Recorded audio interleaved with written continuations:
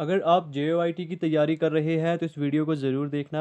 ये तीसरा सेशन है हमारा PHP के ऊपर। दो पुरानी क्लासेस भी मैंने ली हुई है, उन्हें एक बार ज़रूर देख लें। उन दो क्लासेस में बेसिक लेवल के क्वेश्चन मैंने इंक्लूड किए हुए थे। काफ़ी इंपॉर्टेंट है JOIT के लिए, क्योंकि बहुत सारे बच्चों का डाउट था कि इससे कौन कौन से क्वेश्चन आ सकते हैं, हमें क्या चीज़ें पढ़नी चाहिए। हर एक चीज़ मैंने आप तो चलिए सबसे पहले क्वेश्चन की बात करते हैं। PHP में यूज़र के ब्राउज़र पर टेम्परेरी डेटा स्टोर करने के लिए किस वेरिएबल का यूज़ होता है जो ब्राउज़र क्लोज होने पर डिलीट हो जाता है। अनवांटेड साउंड के लिए मुझे माफ़ करना, ज़ुकाम है, इस वजह से थोड़ी-सी आपको चीज़ें मैनेज करनी होगी। तो इसमें जो आपका यहाँ पे सही उत्तर होगा, वो होगा option B, dollar sign session. Session का यूज़ इन्फॉर्मेशन को मल्टीपल पेजेस पर स्टोर करने के लिए होता है। ये टेम्परेरी डेटा वेब सर्वर पर स्टोर होता है और जैसे ही यूज़र ब्राउज़र क्लोज करता है, सेशन ऑटोमेटिकली डिस्ट्रॉय हो जाता है। कुकीज़ डेटा क्लाइंट मशीन पर स्टोर होते हैं। तो आई होप ये क्वेश्चन आपको समझ आ चुका होगा। नेक्स्ट क्वेश्चन की हम बात करेंगे। PHP स्क्रिप्ट में सेशन डेटा को एक्टिव या स्टार्ट करने के लिए सबसे पहले किस फंक्शन को कॉल करना ज़रूरी है। तो इसमें जो सही उत्तर होगा वो होगा option C, session start. PHP script में सेशन वेरिएबल यूज़ करने या उन्हें स्टार्ट करने के लिए सबसे टॉप पर सेशन स्टार्ट फंक्शन लिखना अनिवार्य होता है। इसके बिना एरे काम नहीं करता। अब हम नेक्स्ट क्वेश्चन की बात करेंगे। PHP को माइस्क्ल डेटाबेस से कनेक्ट करने के लिए मॉडर्न और एक्सटेंसिबल एक्सटेंशन कौन सा है। इसका जो सही उत्तर होगा वो होगा ऑप्शन बी, माई एसक्यूएल। अब पुराना MSQL जो माई सीक्वल एक्सपेंशन था, माफ़ कीजिएगा एक्सटेंशन, अब PHP में डेप्रिसिएटेड या रिमूव हो चुका है। अब मॉडर्न एप्लीकेशन में माई एसक्यूएल आई का मतलब होता है स्टैंड फॉर इम्प्रूव्ड, और PDO PHP डेटा ऑब्जेक्ट्स का यूज़ होता है। नेक्स्ट क्वेश्चन की बात करेंगे। माई एसक्यूएल एक्सटेंशन का यूज़ करते वक्त डेटाबेस कनेक्शन ओपन करने के लिए सही फंक्शन कौन सा है। इसका जो सही फंक्शन होगा वो होगा आपका ऑप्शन बी।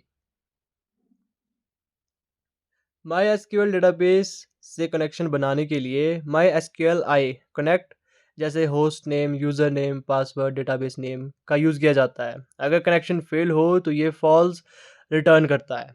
नेक्स्ट क्वेश्चन की हम बात करेंगे। PHP स्ट्रिंग फंक्शन स्ट्रलन का आउटपुट क्या होता है, या फिर strlen का आउटपुट क्या होगा। तो इसका जो उत्तर आएगा वो 9 होगा। अब देखिए strlen फंक्शन का किसी भी स्ट्रिंग की लेंथ बताता है। तो जैसे हमें JOIT का स्ट्रेंथ बताना था, तो इसमें टोटल 7 लेटर है और 2 स्पेस है, इसलिए टोटल कैरेक्टर कितने हुए, 9 हुए। स्पेस को भी लेंथ में काउंट किया जाता है, तो ये इसका यहाँ पे सही उत्तर होगा।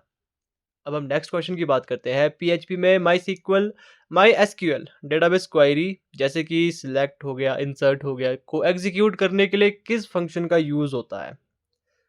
इसमें जो यूज़ होगा वो होगा ऑप्शन सी। अब देखिए, डेटाबेस कनेक्शन होने के बाद कोई भी एसक्यूएल कमांड रन करने के लिए MySQL I dash query function का यूज़ होता है। PHP string function strrv PHP का क्या रिजल्ट आएगा, इसका क्या रिजल्ट होगा। अब इसका जो रिजल्ट होगा वो होगा PHP। अब इसे समझते हैं। जो strrev फंक्शन स्ट्रिंग को रिवर्स कर लिखता है, मतलब उल्टा करके लिखता है ये। अब PHP को तो हम उल्टा भी इसे ऐसे ही लिखा जाएगा, है ना। तो इसका PHP का उल्टा भी PHP ही बनेगा, इसलिए आउटपुट इसका ए होगा। ऑप्शन ए इसका सही उत्तर होगा। अब मान लीजिए अगर यहाँ पे JOA होता तो AOJ यहाँ पे होना था। आई होप आप ये चीज़ समझ चुके होंगे। डेटाबेस टेबल से फेच किए गए रिकॉर्ड या रो को एसोसिएटिव एरे के रूप में निकालने के लिए किस फंक्शन का यूज होता है। इसमें ऑप्शन सी आपका सही होगा, इस वाले फंक्शन का यूज होता है। अब देखिए, बात करेंगे नेक्स्ट क्वेश्चन की। पीएचपी में ओपन किए गए डेटाबेस कनेक्शन को मैन्युअली तरीके से क्लोज करने के लिए किस फंक्शन का यूज़ होता है? जितने भी क्वेश्चन इंक्लूड किए हैं मैंने, बेसिक हैं और आपको ये पता होना चाहिए और आसान है काफ़ी। ये चीज़ें आपको काफ़ी ईज़िली समझ आ रही होगी, मुझे ऐसा लगता है। इसका जो सही उत्तर होगा वो होगा ऑप्शन ए। अब पीएचपी स्क्रिप्ट पूरी एग्जीक्यूट होने पे कनेक्शन अपने आप क्लोज हो जाती है, लेकिन स्टैंडर्ड प्रैक्टिस के मुताबिक सर्वर ओवरहेड बढ़ने से रोकने के लिए हम पहले से ओपन किए गए लिंक को MySQLi क्लोज से क्लोज करते हैं।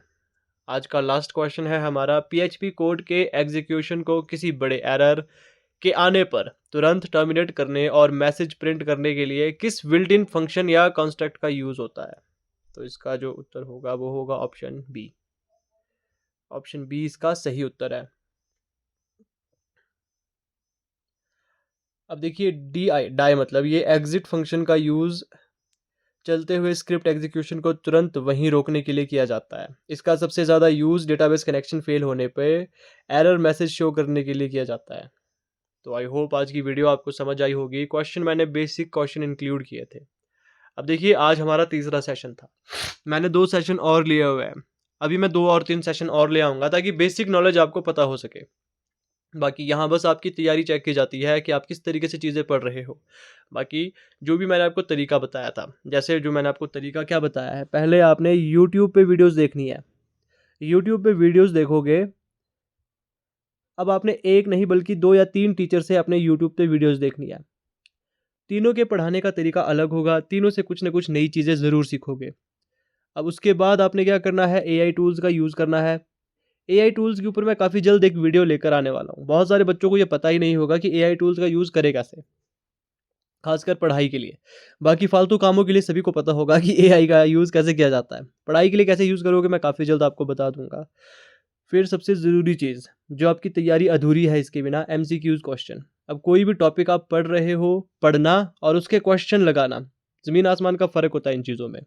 जब आप क्वेश्चन अटेम्प्ट करोगे तो आपको पता लगेगा कि उस टॉपिक से किस तरीके से क्वेश्चन आ सकते हैं, किस तरीके से क्वेश्चन पूछे जाते हैं। एमसीक्यूज़ आप लगा सकते हो क्रोम पे, या आप एआई को भी बोल सकते हो, जो आपको एमसीक्यूज़ क्वेश्चन लाके देगा। जो क्वेश्चन मैं आपके लिए प्रोवाइड करता हूँ, ये सारे एआई पे बने होते हैं। अब यहाँ पे देखिए डिफ़िकल्टी लेवल मैं नॉर्मल रख रहा हूँ फ़िलहाल, लेकिन आपने यही नहीं मानना है कि यही लेवल है एग्ज़ाम का। इससे काफ़ी ज़्यादा आपका लेवल हाई रहेगा एग्ज़ाम का। हमेशा आपने एक चीज़ नोट करनी है, जितना कॉम्पिटिशन बढ़ता है, एग्ज़ाम में आने वाले क्वेश्चन्स का लेवल भी उतना ही बढ़ता जाएगा। ये चीज़ें अगर आप यहाँ पे देखना चाहोगे, आज से 5 साल पुराने पेपर आप देख सकते हो या 6 साल या 7 साल पुराने पेपर देख सकते हो। उसमें जीके का स्टैंडर्ड देखना और आज का स्टैंडर्ड देखना, आपको ज़मीन आसमान का फ़र्क नज़र आएगा। वैसे ही कंप्यूटर सेक्शन में भी होता है। पहले थ्योरेटिकल ज़्यादा क्वेश्चन आते थे, लेकिन अब लैंग्वेजेज़ में भी कुछ एक ऐसे क्वेश्चन आएँगे जो होंगे तो थ्योरेटिकल ही, लेकिन उसमें कुछ एक चीज़ें प्रैक्टिकल की भी जुड़ी होगी। तो बेसिक से थोड़ा-सा ज़्यादा नॉलेज आपको रखने की ज़रूरत है। बाकी कोई भी डाउट आपके मन में है तो मुझे कमेंट करके ज़रूर पूछना।